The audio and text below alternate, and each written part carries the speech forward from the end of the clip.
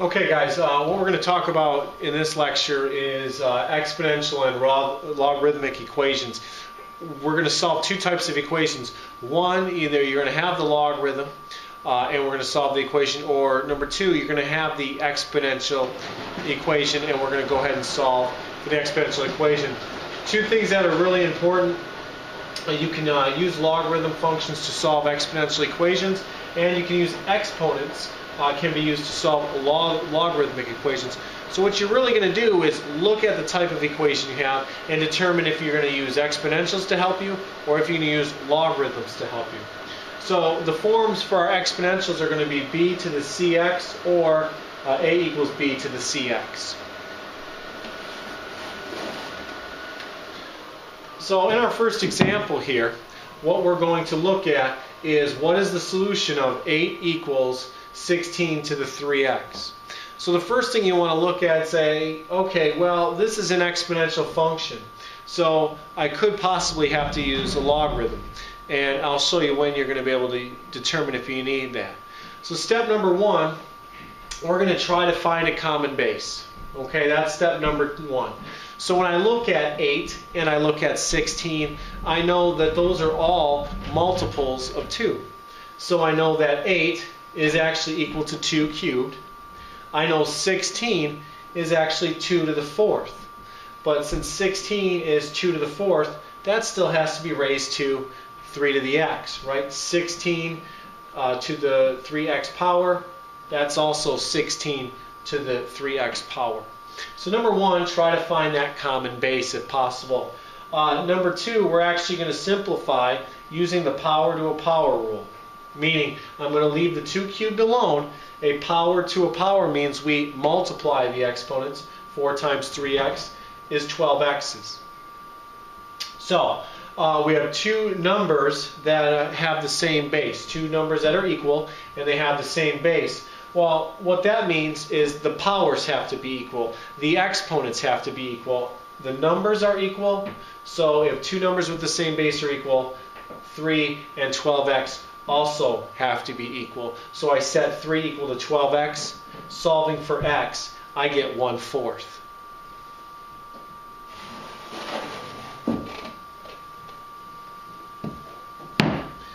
Now, example 2. Similar problem. It's got an exponent in it. Okay, 15 raised to the 3x power. Okay, this is a little bit different because the bases are uncommon. Meaning, the last example we had 8 and we had 16. 15 and 285, there is no common base. So I can't write it as a common base, both sides of the equation. So this is where I have to use that essential understanding and say, well, I have an exponent. So now I'm going to take the logarithm of both sides. And notice this is log base 10. So I take the log of 15 to the 3x. That's equal to the log of 285. These are base 10, so I can evaluate them on a calculator. And here's the idea. Using our power rule, we can bring the 3x out front, which is what I do in the next step. That 3x comes out front times log 15 is equal to log 285. Okay, so now the x is out of the exponent, which is good. And now we simply solve for x. We have multiplication here, so we're actually going to divide each side by 3 log 15. Okay, and that just gets x by itself, dividing each side by 3 log 15. I can use my calculator to simplify this. That's the only way to do it. So log 285 divided by 3 log of 15. X is approximately equal to 0.6958.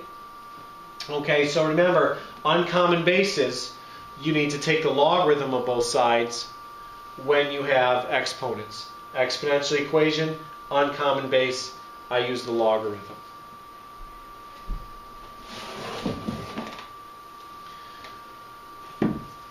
Alright, so example 3. What is the solution to this equation?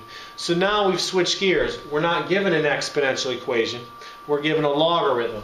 So I look at this problem and I think, okay, well, what's my base? My base is 10. So I'm going to try to rewrite this in exponential form. So the base is 10. So it's 10 squared is equal to 4x minus 3. Remember, base to whatever the log is equal to, that number is your power on your base. 10 squared is equal to 4x minus 3. Well, simplify that square. You have 100 is equal to 4x plus 3. And we solve the equation by adding 3 to both sides and then dividing by 4. And we have x is equal to about 25 3/4. Okay, so this is a type of equation. This logarithm, I'm always going to try to write in exponential form if I can. And that's the important thing.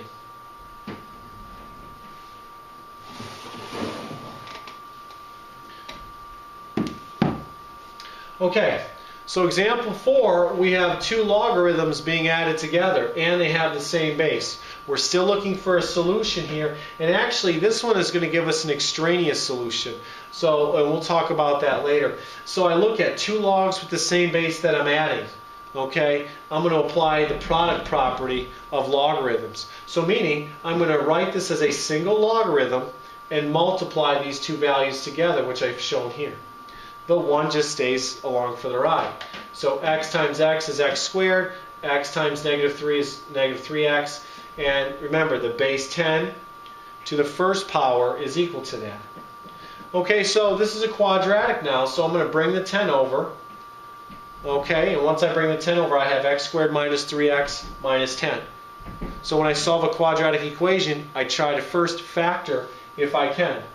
So I factor two numbers that multiply to be minus 10 and add to be minus 3 are negative 5, positive 2.